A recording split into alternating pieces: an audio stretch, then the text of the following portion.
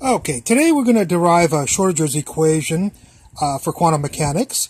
I do have another videotape of a video that posted that derives Schrodinger's equation. We'll just call this one the second version, the new and improved version. So you can watch the other one also that derive it a little bit differently in that one. We're going to derive the time-dependent and both the time-independent and the time-dependent Schrodinger's equation. Starting off with the two equations. First of all, this equation, which is our predicted solution. I know it's strange to derive an equation with a predicted solution, but that's normally how we physicists derive the Schrodinger's equation. And we'll also be using the energy equation, which is kinetic energy plus potential energy equals the total energy. Okay? So let's get started. What we're going to do is we're going to first do the time-independent Schrodinger's equation. And to do that, we'll have to take the derivative with respect to, partial derivative with respect to x of this wave function we have here. Here I'll read it off. Psi equals a e to the I over h bar, parentheses, p for momentum times x minus energy, total energy times time, close parentheses. So that's our starting off wave function. We take the partial derivative of that with respect to x, and the pi and the h bar will pop out. And when the pi and the h bar pop out, you just get back the same function, which is psi. So there's pi and h bar, and there's the function back again. I could write a, e to the all that stuff if you wanted to, but it's a little bit more compact if we can write it as just psi, and we'll see how we can use that in the equation later on. So the derivative of this turns out to be pi h bar over psi. We'll take the partial derivative with respect to x again, and we'll get the second partial derivative with respect to x. The derivative of this will pop out another pi over h bar. There's the p squared, there's the h bar squared, and the I squared, of course, will be -1. And when you pop that out again, you'll still get a e to all of this stuff. So a e to all this stuff is just psi. So we could write a e to all this stuff, or we can write psi. Psi will be a little bit more fun to write than all of these symbols.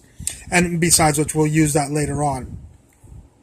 So, we have the first partial derivative with respect to x and the second partial derivative with respect to x. We'll be popping this one, actually, the second derivative with respect to x, into our, I'm sorry, before we do that, we'll solve for p squared. So if you algebraically solve for p squared here, you'll get the psi xx divided by psi times h bar and the negative you can scoot over. So if you solve for p squared, you get this. Now that we know p squared, we can go to our kinetic energy plus potential energy equals energy total. Kinetic energy, as you well know, I'm sure, is p squared, momentum squared over 2 times the mass, plus you got your potential. We'll just call that v. Is what we usually call the potential energy in quantum mechanics, and that equals the energy total, which we'll call ET here, E sub t.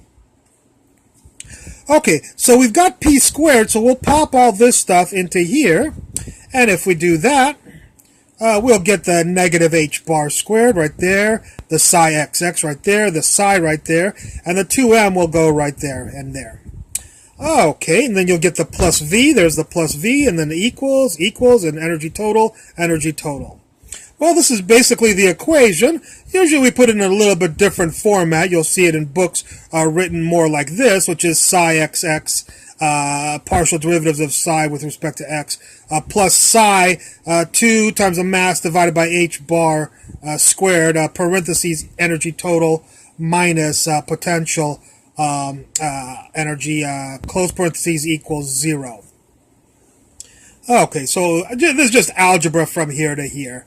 We just got rid of all of these coefficients right here. Okay. And what we'll do is, this is the one-dimensional case where it's just xx, and we'll extrapolate that out to the three-dimensional case, which is del squared. We'll change the partial with respect to x. We'll need the partial with respect to x twice, plus the partial with respect to y twice, plus the partial derivative with respect to z twice. So those would be all here. In the compact form to write that, again, del squared is equal to del squared is equal to the partial squared with respect to x plus the partial squared with respect to y plus the partial squared with respect to z, two derivatives of each. And that's what this del squared is. And this is just a more compact form to write it in. So we get del squared psi plus 2me, there's the 2me, h bar squared, the total energy right there, and minus the potential energy. And that's the total energy. You got the potential energy, and then the psi I just wrote in the back right there, psi right there. So this is a partial differential equation here, the Schrodinger's partial differential wave equation, and it's the time independent. There's no time in this one. Now we're going to go after the time dependent equation.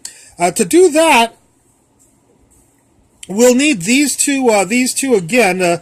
Well, we'll have to take the partial derivative with respect to x, we already did, and the second partial derivative with respect to x of psi is right here.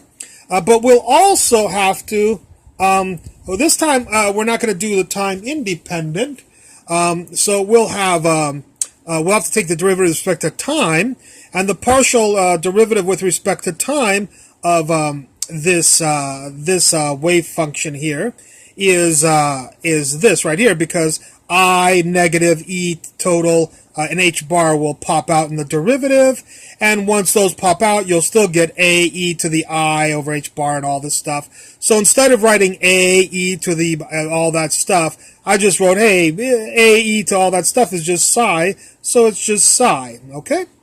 So this is the partial derivative of psi with respect to t. And what we'll do is, just like before when we solve for p squared, we'll solve for energy total from here to here. That's just algebra going from here to here, scooting over the h bar, dividing by I, and scooting over the negative. The I we won't like on the bottom, so we'll multiply the top and bottom by I, and then that'll I on the bottom is the same as negative I on the bottom is the same as a positive I on top.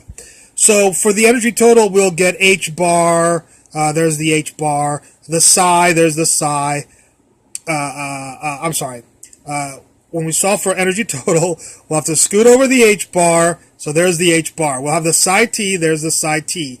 We'll scoot over the negative I, which will become a positive I, negative I on the bottom is a positive I on top, so that's times positive I. That's a partial of psi with respect to t, and this is multiplied times I. And then you'll have to divide by psi, and you'll get psi right there. It's just algebra going from here to here. That's just algebra. Okay, now that we have p squared over here, and the energy of total here, we'll take these two and plug them into our energy equation. And just like before, the energy equation is p squared over 2m plus the potential equals the total energy.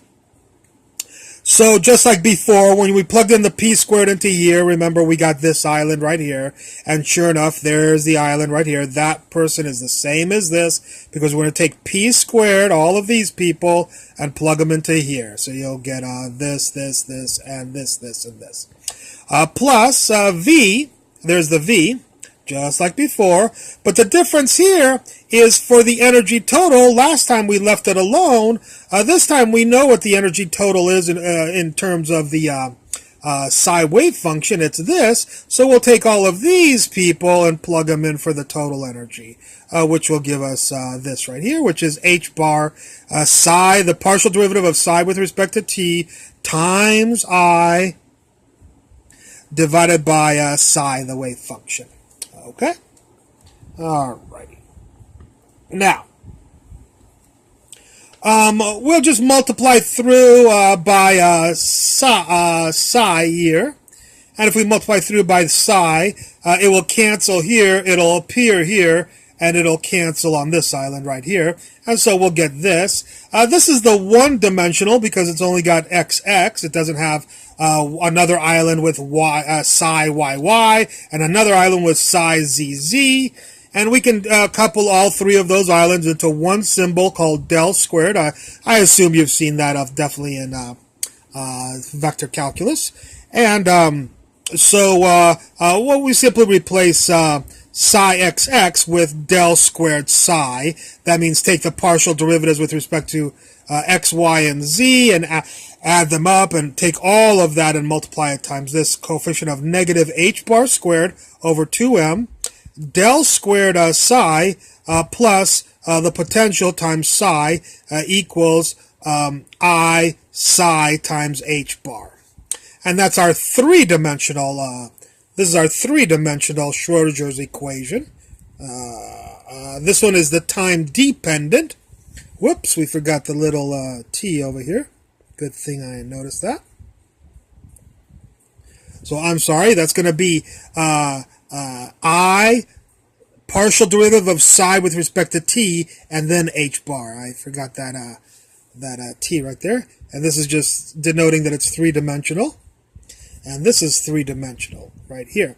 The only difference is that because this has a t in it, it's time-dependent, this equation, whereas this equation that we derived earlier was time-independent right here. So these are the two versions of Schrodinger's equations that we usually deal with. I hope you enjoyed this lecture, and I look forward to any comments at the bottom. Thank you very much.